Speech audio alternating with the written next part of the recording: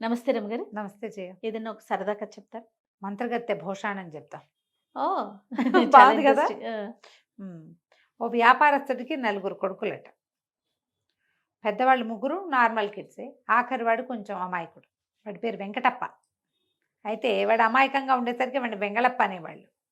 Very Vengalappa అంటాం కదా, అంటంగా. అట్లా. సరే, ఆయనకి పాపం ఆఖరి పిల్లవాడి మీదే ధ్యాసగా ఉండి బాగా ముద్దుగా జాగ్రత్తగా చూసుకునేవాడు. వాడు ఇంట బయట పనులు అవి చేసేవాడు, కానీ తెలివిగల పని కాదు వాడిది. హ్మ్. అమాయక ప్రాణి వాడు, వెర్రివాడు. కొంతకాలాన్ని మెల్లిగా పెద్దవాళ్ళు అయ్యారు. పెద్ద కొడుకులు 3కి పెళ్ళిళ్ళు చేశాడు ఆయన. మామగారు పంచప్రాణాలు చిన్న పిల్లాడి మీదే ఉండటం, వాడేమో వెర్రి విధవగా ఉండటం, పై 3 కోడలకి భలే మంటగా ఉండేది. మా ఆయన ఎంత పని చేశాడో, మా ఆయన్ని బాగా చూడ్డు, చిన్నవాడిని బాగా చూస్తున్నాడని 3కి అనిపించేది. ఓకే. అయితే ఆయన దాని తర్వాత పిల్లాడిని ఎవరు చూస్తారు, వీడిని బాగా చూసుకునే వాళ్ళు కావాలని ఓ పిల్లనిచ్చి పెళ్లి చేస్తే పెళ్ళాన్ని చూసుకుంటుంది అనుకుంటాడు. సంబంధాలు చూడబోయేసరికి అలా కోడళ్ళు ఏం పెద్దగా ససిపడినవారు. వాళ్ళకి మంటగా కూడా ఉంది. సరే, కొన్నాళ్ళకి మామగారు కాస్త మరణించాడు. ముసలాయన మరణించేసరికి వీళ్ళకి ఆస్తి స్వాస్తి ఉన్నాయి. అన్నయ్యలు 3 వ్యాపారాలు, అవి వ్యాపారం, వాళ్ళ వ్యవసాయము అన్నీ వాళ్ళు చూసుకునేవాళ్ళు. వీడు ఇంట్లో ఉండి ఇంట్లో పనులు చేసి పెట్టేవాడు. క్రమంగా ఈ వదినలకి వీడి పీడ విరగడి చేసుకోవాలి, అన్నయ్యలు కూడా వీడి పెళ్లి చేద్దామంటుండేవాళ్ళు. వీడ వెరితో పాటు వీడికి వచ్చే పెళ్ళాన్ని కూడా ఎవడు చూస్తాడు? మనమే కదా చూడాలి ఆ అమ్మాయిని కూడా. ఇప్పుడు చూపు తెలివిగలదనుకో, ఏదో ఇంట్లో పనులు చేస్తుంది, వంట చేస్తుంది. కానీ వీళ్ళ ఖర్చు, వాడేం వ్యాపారం చేయలేడు, వ్యవసాయం చేయలేడు, ఊరికే పని చేస్తాడు. వీళ్ళు ఎలాగైనా వీడి పీడ విరగడి చేసుకోవాలని పుట్టింది వాళ్ళకి. అన్నయ్యలు కూడా శ్రద్ధగా చూసుకునేవారు వీడిని. వాళ్ళు ఎన్ని రకాల పనులు చెప్పేవాళ్ళు, వాడికి తిండి సరిగ్గా పెట్టేవాళ్ళు కాదు. వాడు చక్కగా చెయ్యెత్తు మనిషి, దెబ్బ పండర్లే, చూడ్డానికి బాగుండేవాడు. తండ్రి మంచిగా పోషించాడు కదా. వాడు ఏదో కాయా కసరు కోసుకుని తినేవాడు, వదినలేదో అన్నం పెట్టేవాళ్ళు, ఏదో చేసేవాళ్ళు. క్రమంగా ఒకనాడు పెళ్లి సంబంధాలకు ఎవరో పెళ్ళిళ్ళ పేరయ్య వచ్చి మాట్లాడేసరికి వీళ్ళకి ఒళ్ళు మండిపోయింది.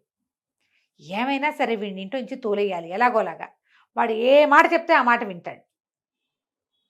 అమాయకుడు కదా, వీడిని పీడ విరగడి చేసుకోవాలనుకుని సరే ఇవాళ చూద్దాం అనుకున్నారు. అన్నయ్యలు 3 వ్యవసాయంలో ఏదో బిజీగా ఉండి ఎక్కడో వెళ్ళిపోయారు. ఎవరు లేరు ఇంట్లో. వీళ్ళు కుర్రాడే ఉన్నారు. ఈ అబ్బాయి ఏం చేశాడు, బయట దొడ్లో ఉన్న చెట్లు బోల్డ్ ఉన్నాయి, కూరపాదులు అవి చాలా పెట్టారు. వీడే పెడతాడు అవన్నీ, కూరలు కోసుకురావటం, కూరలు తరిగివ్వటం, ఆ పనులన్నీ వాడివే. పాదులన్నింటికి నీళ్లు తోడిపోసాడు బావిలోంచి. పని కదా అది. అక్కడి నుంచి 3-4 తొట్టెలు గోళాలు నింపాడు. సాయంత్రం దాకా వాడకానికి కావాలిగా. ఆ వదినలు అసలు బావిలో చేదేయటం మానేశారు కుర్రాడు పనిలోకి వచ్చాక. ఏమీ చేయరు. సరే, అన్ని పనులు చేశాక లోపలికి వచ్చాడు. అబ్బా ఆయాసపడుతూ వచ్చి, వదినలు అన్నం పెట్టండి, వాళ్ళ కంది పచ్చడి సొరకాయ పులుసు చేయాలి నా కోసం అన్నాడు. అనేసరికల్లా వదిలి 3 కూడబలుకుని 3 చేపలు పరుచు పడుకున్నారు. పడుకునేసరికి వీడు తెల్లబోయాడు. ఏమైంది, ఒంటో బాగుండలేదా? వాడికి ఏంటంటే వాళ్ళ అమ్మలాగానే వదినలని. ఆ 3 దగ్గరికి వెళ్ళాడు. పెద్ద వదిన చెప్పింది, అయ్యి బాబోయ్ నాకు ఎంత ఇదిగా ఉందో, చెప్పలేనంత తలనొప్పి నాకు. గోధుమ వన్న తాచు కూర తీసుకొచ్చి ఆ కూరని నిప్పుల మీద వేసి ఆ పొగ పీలిస్తే కానీ తలనొప్పి తగ్గదు. నా వల్ల కాదు నాయన, నేను ఏ పని చేయలేను, తలకాయ పగిలిపోతుందండి. తెల్లబోయాడు. గోధుమన్న తాచు ఎక్కడి నుంచి వస్తుందో తెలియలే. చిన్నోదిన దగ్గరికి వెళ్ళాడు.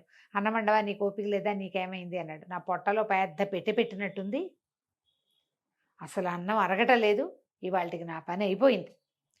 పులిపాలల్లో వాము పొడి కలుపుకు తాగితే తగ్గుతుంది, అంతే. పులిపాలలో వాము పొడి అంటే ఏమిటి, అది ఎక్కడి నుంచి వస్తాయి? సరే, 3వ వదిన దగ్గరికి వెళ్ళాడు. 3వ వదిన దగ్గరికి వెళ్తే, కళ్ళు లాగేస్తున్నాయి నాకు, నా వల్ల కాదు, మరి కళ్ళల్లో ఏదైనా పెట్టుకోవాలి. ఏం పెట్టుకోవాలి? బ్రహ్మరాక్షసి కొమ్ము అరగదీసి ఆ గంధం కాటికలా పెట్టుకుంటే కానీ ఈ కళ్ళ బాధ తీరదు నాకు. ఈ 3 వస్తే కానీ మేమేమీ చేయలేం, నీకు వంట వండలేము, నీళ్ళు పోయలేమన్నారు.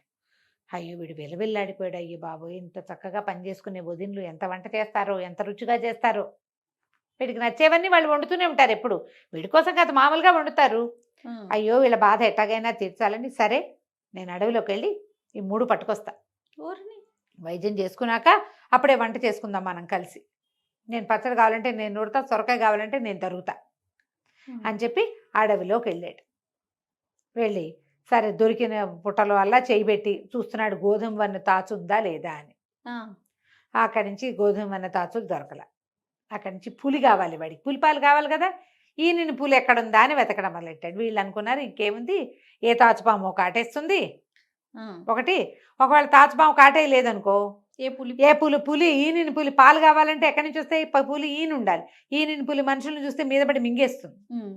ఈ 2 చోట్ల తప్పించుకున్నాడు అనుకో, బ్రహ్మరాక్షసు కొమ్ము అడిగాం, ఏ రాక్షసుడో పొట్టను పెట్టుకుంటాడు, ఇక వీడి ఇంటికి రాడు.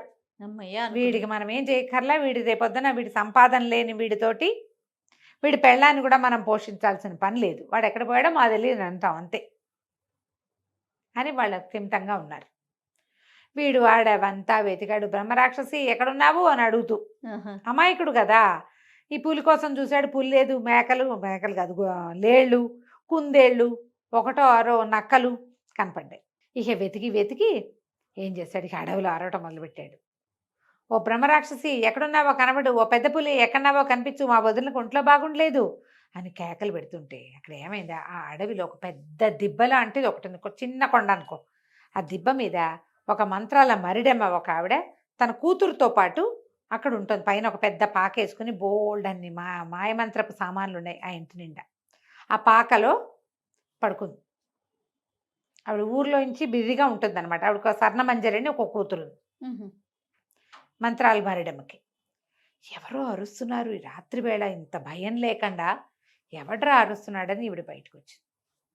బయటకు వస్తే చక్కగా పచ్చగా ఇంత ఎత్తునున్నాడు. వీడు కేకలు పెడుతుంటే అడిగింది, ఎవర్రా అల్లుడు నువ్వు, ఏమిటి భయం లేకుండా ఇంత దూరం వచ్చావు, ఎవరు నువ్వు, ఇందుకీ అర్ధరాత్రి వేళ అరుస్తున్నావు అంది.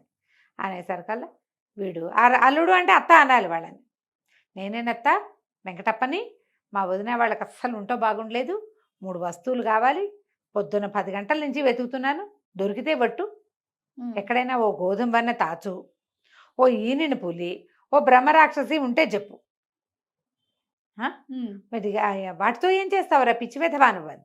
వాటితో ఏమైంది, గోధుమ వన్న తాచు కూర కావాలి మా పెద్దొదినకి, పులి పాలు కావాలి చిన్నదినికి, బ్రహ్మరాక్షసి కొమ్ము కావాలి 3వ వదినకి. ఆ వైద్యం చెబితే వాళ్ళు బతకరమ్మా, చాలా తలనొప్పితో బాధపడుతున్నారు, వంట తంట లేదు ఇంట్లో, మా అన్నయ్యలకి భోజనం ఎట్లా, నాకు ఆహారం ఎట్లా, మా ఇల్లు నడవద్దా, అందుకని వచ్చానంటే సరే ఏమేమి ప్రయత్నం చేసామంది. ఒక 6-7 పాములు పట్టుకున్నాను, గోధుమని తాచు దొరకలేదు,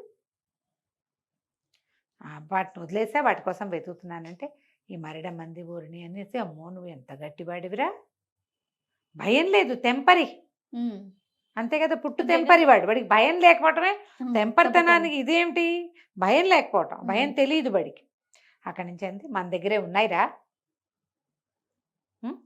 అనేసరికల్లా అని, సరే ఎప్పుడు అన్నం తిన్నావంది, ఎప్పుడో తిన్నాను, అందుకే ఆకలికే కేకలు పెడుతున్నాను, పొద్దున్న తిన్న చద్దన్నమే వేడన్నం తినలేదు అంటే, సరే కూర్చో అని లోపలికి వెళ్ళి ఏం చేసింది, 4 రొట్టెలు ఓ అంత కూర పట్టుకొచ్చి ఓ పళ్ళెంలో పెట్టి పట్టుకొచ్చింది. పెట్టి చక్కగా కూర్చుని తిని అన్నాడు, అబ్బా ఊరికోడి కంటే నాటుకోడే మంచి రుచెత్తా, కోడికూర ఎంత రుచిగా ఉంది, రొట్టెలతో మహాబాగుంది అన్నాడు. అనేసరికి అవి నవ్వింది, కోడికూర కాదురా పుట్టగొడుగుల కూర ఇది, నా కూతురు స్వర్ణమంజరి అతిలోక సౌందర్యవతి, వంట కూడా అద్వితీయంగా చేస్తుంది, అది వండింది పుట్టగొడుగుల కూరను కూడా కోడికూరలాగా అనిపింపజేస్తుంది, సరే నువ్వు ఇక్కడ పడుకో, తెల్లవారేసరికి నీకు కావాల్సినవి నేను ఇస్తా, పట్టుకెళ్తుగా నేను అప్పచెప్తాను నీకు అవన్నీ అని చెప్పి వీడిని ఆ బయటే ఒక మంచం వేసి పడుకోబెట్టి చుట్టూతా గిరిగీసి, గిరిలో ఇట్లా మంటలు వచ్చినాయి, వాడు ఉలికిపడ్డాడు, ఇంత మంట వస్తుంది అని. ఏం భయం లేదురా, బయట అడవిలో పడుకుంటే, అడవి కదా ఇది, జంతువులు వచ్చేస్తాయి, అందుకని జంతువులు రాకుండా ఇది అడ్డం పడుతుంది, పడుకోమని లోపలికి వెళ్ళింది.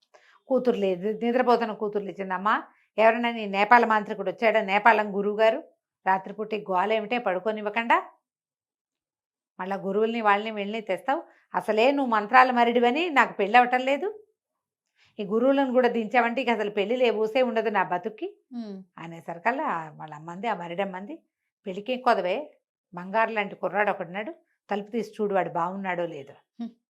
తలుపు తీసుకుని వెళ్తే ఇంత పొడుగున మంచం పొడుగుతా నిద్రపోతున్నాడు వాడు, చూడ్డానికి చక్కగా ఉన్నాడు. సరే లోపలికి వెళ్ళి బాగున్నాడమ్మా అంటే, చక్కగా వాడిని పెళ్లి చేసుకుంటావా అంటే చేసుకుంటాను. వాడు అంత తెలివిగలవాడు కాదు, ఆ తెలివిగలవాడిని తను చేయగలదు, ఈ పిల్ల మహాపిచ్చ తెలివిగలది, తల్లి మంత్రాలు మరడం అవటంతో ఆ పిల్లకి పెళ్ళి అవటల్లా. సరే రేపు పొద్దున్నే మీ ఇద్దరికి పెళ్లి చేస్తాను అని చెప్పి తల్లి కూతురు పడుకుని నిద్రపోయారు.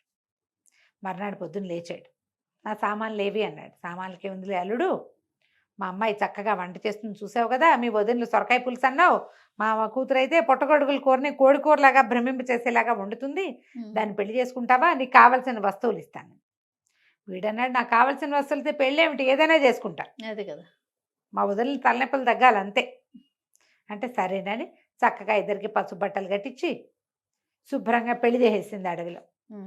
చేసేసాక ఒక భోషాణం చేతిలో పెట్టింది, ఇంతది పెట్టే, మీ వదిన ముగ్గురికి కావాల్సిన వస్తువులు ఇందులో ఉన్నాయి, చీర సార్లు వాళ్ళకి ఇవ్వాల్సిన ఉంటాయి కదా, మరి పెద్ద కోడళ్ళకి ఇవ్వాలిగా, అవన్నీ ఇందులోనే ఉన్నాయి, చూసుకోమని వాళ్ళనే అని చెప్పింది.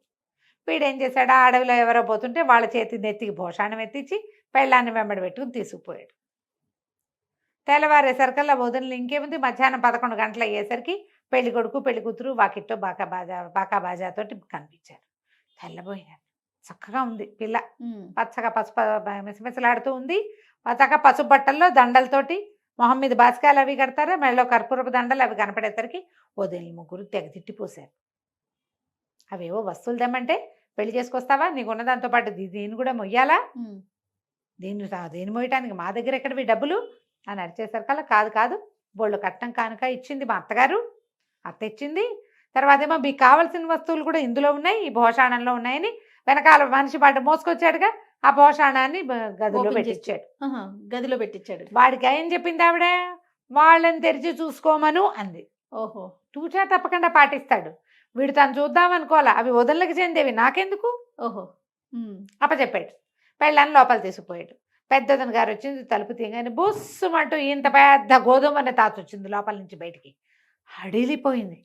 అమ్మ బాబోయ్ ఇంకేమైనా ఉందా అని తలుపేసి, ఉండండి రా హారతిస్తాను, అప్పుడే ఇంట్లోకి వచ్చేసారు అని గుమ్మంలో నిలబెట్టి హారతి ఇవ్వటం మొదలెట్టి, రెండో కోళ్ళు అయ్య బాబోయ్ దీనికి ఏదో మండ్లు మాణిక్యాలు దొరికేసినాయి, అందుకే హారతిస్తుంది, మనం చూద్దామని పరిగెత్తుకుంటూ రెండో కోడలు వచ్చి తలుపు తీస్తాయి, అందులోంచి అప్పుడే ఇది ఇట్లా మొహం వేళ్లాడిపోతున్నావు, పెద్ద పూలు ఒకటి దూకపోయింది మీద. అమ్మో, అయ్య బాబోయ్ ఎందుకు వేసేసి లోపలికి వెళ్ళి అక్షంతలు పుచ్చుకొచ్చింది మరిది మీద వేయటానికి. మూడో కోడలు వెళ్ళింది లోపలికి, మూడో కోడలు వెళ్ళి తలుపు తీసేసరికల్లా ఏముంది, అందులోంచి పెద్ద ఒంటి కొమ్మున బ్రహ్మరాక్షసుడు ఒకడు మీద పడిపోయాడు. ఆ పెట్టి శాశ్వతంగా వీళ్ళ నట్టింట్లో ఉండిపోయింది. ఇప్పుడు ఏం చేస్తారు, వాడిని ఏదైనా అంటే ఈ పెట్టిలో నుంచి ఏమొస్తాయో తెలియదు, నిశ్శబ్దంగా ఊరుకుని దిగదుడిచిపోసి హారతులు ఇచ్చి అక్షింతలేసి కొత్త పెళ్లి కూతురికి ఇంకో గది ఏర్పాటు చేసి లక్షణంగా లోపల తీసుకుపోయారు. ఇక అప్పటి నుంచి వెంగళప్పని వాళ్ళ ఆవిడ హ్యాండిల్ చేసుకుంది, చక్కగా ఇంట్లో వంట తంటా చేసేది.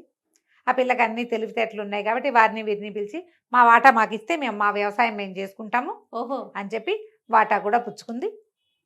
వాడు అందంగా ఉన్నాడు, దానికి పెళ్ళే కాని పరిస్థితి దాంది. వాళ్ళ అమ్మ మంత్రాలు మరిడి అవుతుంది, వీడికి మరిడికి మామూలు వాళ్ళకి తేడా తెలియదు. అది వాళ్ళ ఇంటి పుట్టింటికి వెళ్ళే ప్రసక్తి లేదు, ఎప్పుడైనా వాళ్ళ అమ్మాయి వస్తుంది, హాయిగా ఉన్నాడు. అంటే మనుషులు చెయ్యొదిలేసిన అమాయక పిల్లలకి భగవంతుడు ఎక్కడో చోట చెయ్యి ఏర్పాటు చేస్తాడు, ఎక్కడో చోట. అంతే, వాడి తాలూకు మంచితనమే వాడి శ్రీరామ రక్ష. అంతే కదా కంచికి మనం ఇంటికి. నమస్తే. నమస్తే.